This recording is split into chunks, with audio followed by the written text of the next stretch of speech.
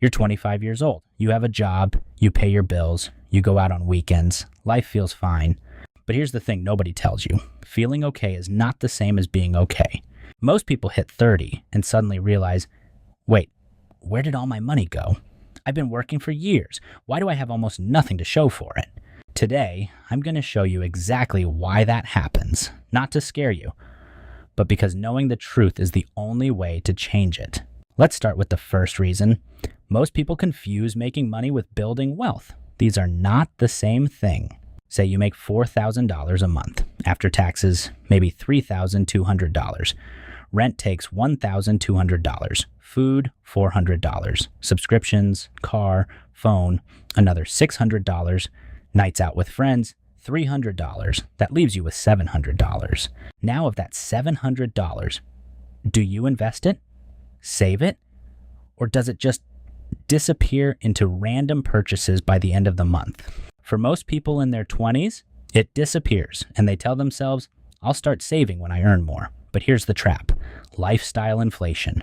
Every time you earn more, you spend more. The gap between income and expenses never grows. And that gap, that's where wealth lives. Here's where it gets painful, and I mean mathematically painful. Meet Alex and Jordan, both 22 years old, both make the same income. Alex starts investing $200 a month at 22.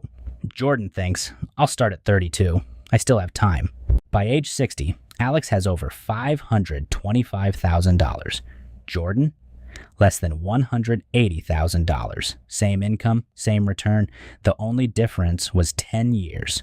That's the cost of waiting. Not $10, not $1,000, but $345,000. Gone. Just from putting it off. This is called compound interest, and Einstein supposedly called it the eighth wonder of the world. Whether he actually said that or not, the math doesn't lie. The problem is compound interest works both ways. It builds your wealth when you invest, and it destroys your finances when you carry debt. The problem is compound interest works both ways. It builds your wealth when you invest, and it destroys your finances when you carry debt. Credit cards, buy now, pay later, car loans, personal loans for vacations. These are normal now, but normal is broke. The average American carries over $6,000 in credit card debt. At 20% interest, that's $1,200 a year just in interest. Not paying off the debt, just the interest. And here's the psychological trap. Debt makes you feel like you can afford things you can't. You buy the phone, you go on the trip. It feels real, but you're borrowing from your future self. The rule is simple. If you can't afford to buy it twice, you can't afford it. That's it. That one rule would save most people from years of debt. Now let's get specific. Being broke at 30 doesn't always mean you can't pay rent. Sometimes it looks fine on the outside.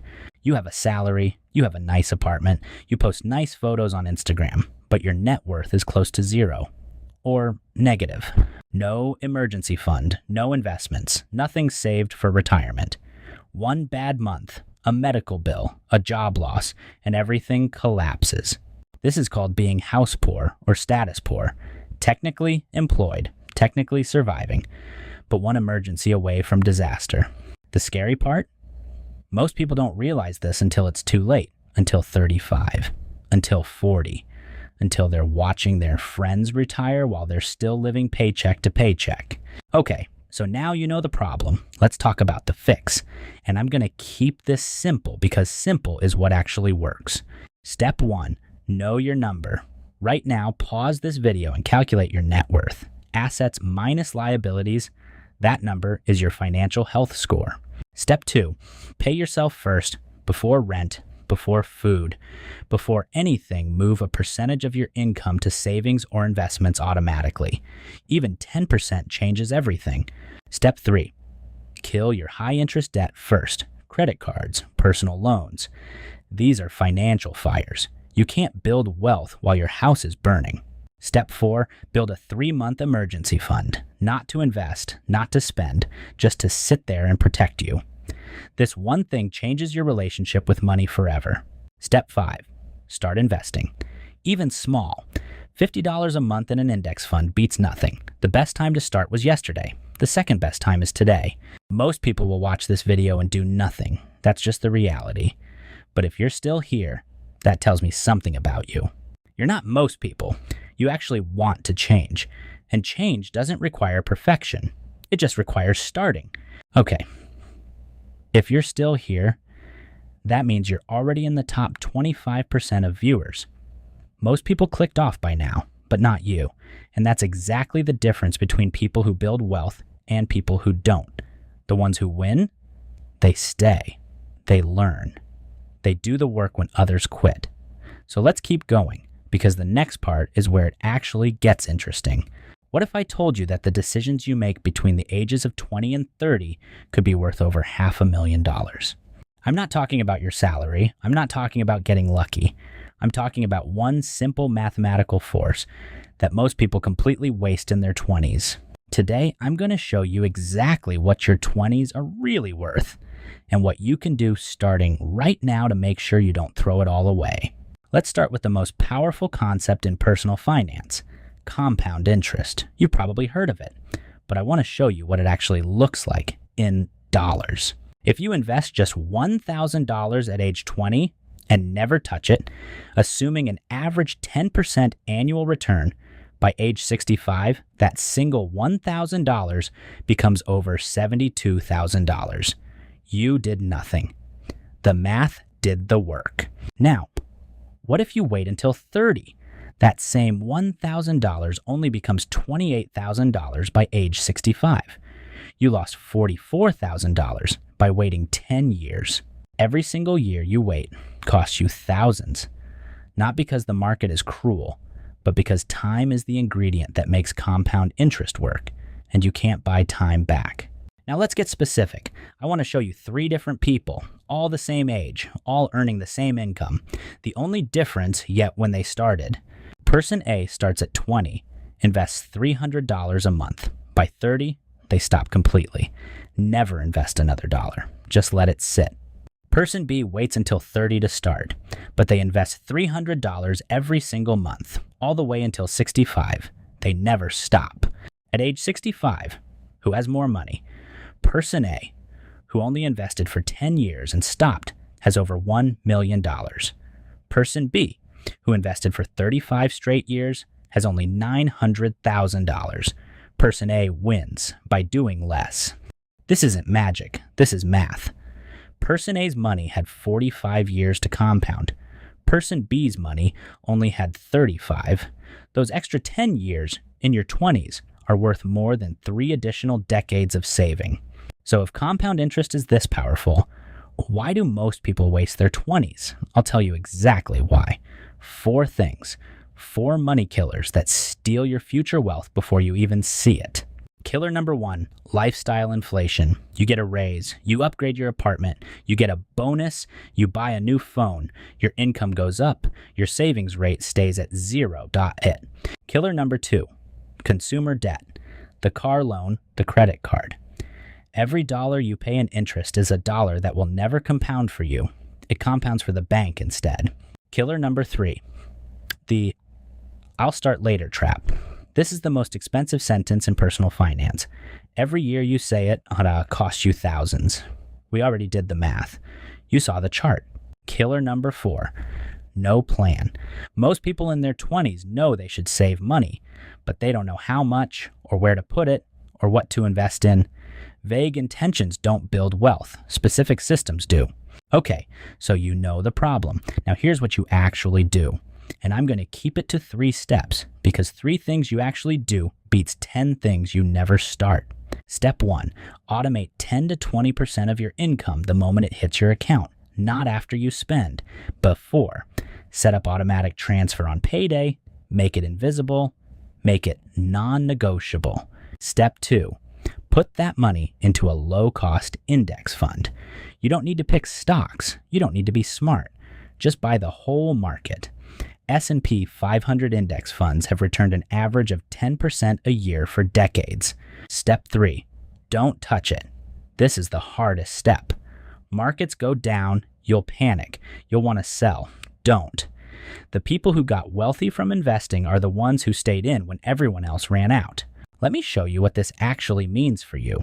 If you're 22 and you invest $300 a month every month until 65, assuming 10% average annual return, you end up with over $2 million.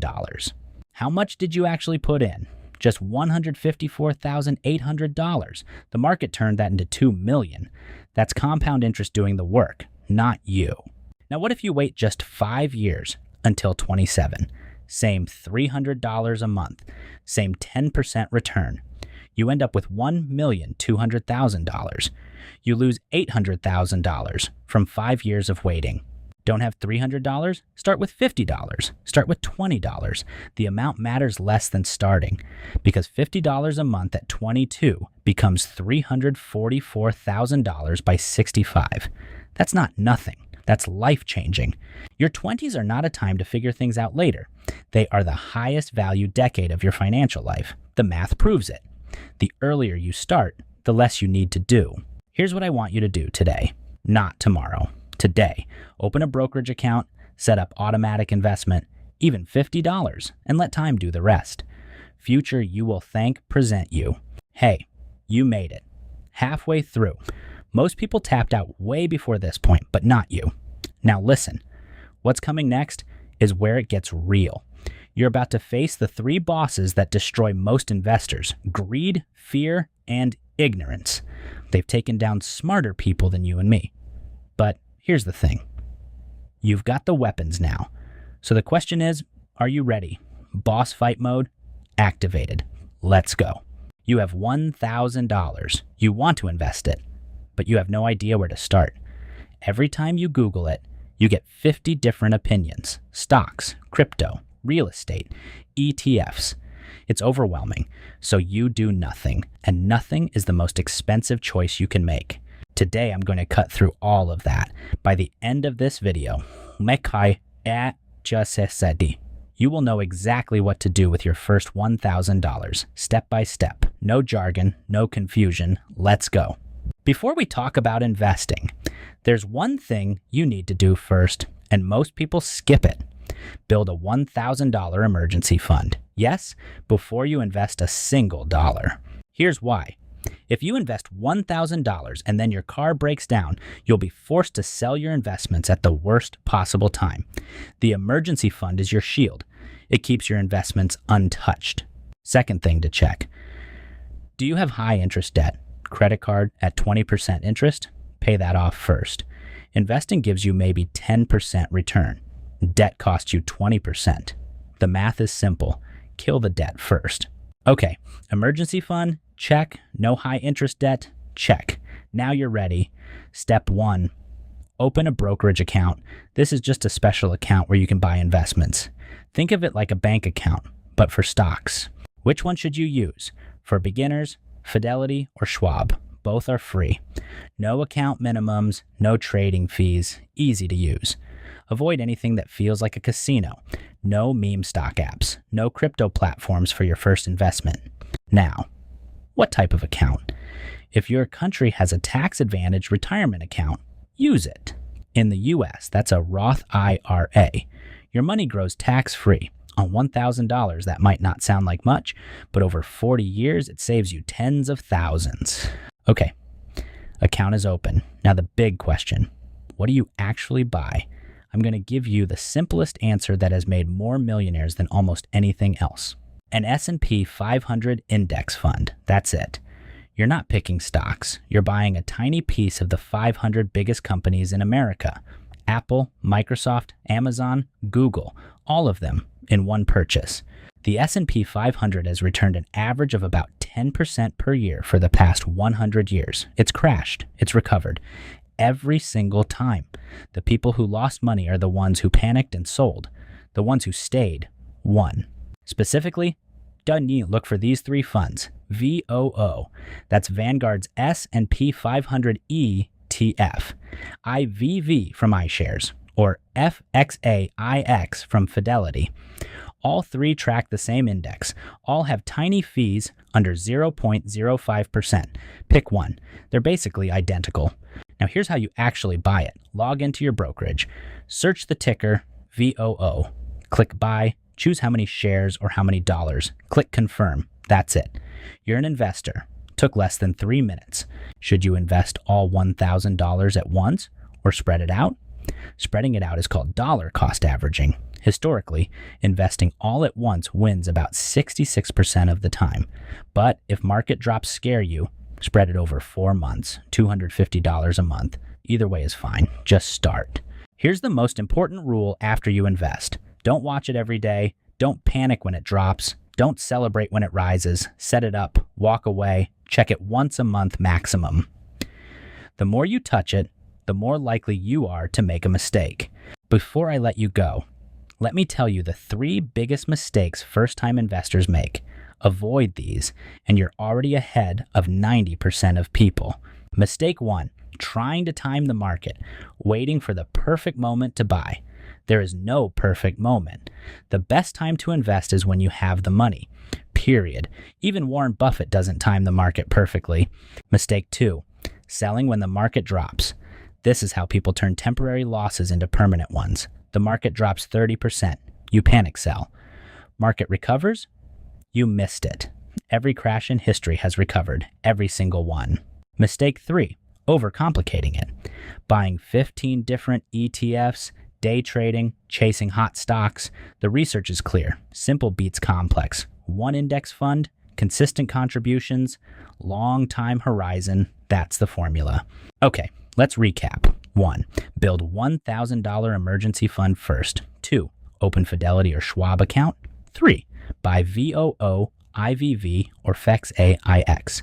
4. Set up automatic monthly contributions. 5. Don't touch it. Investing your first $1,000 is the hardest part, not because it's complicated, but because it requires you to start. Most people never do, but you just watched a 20-minute video about it. That means you're serious. Now go do it.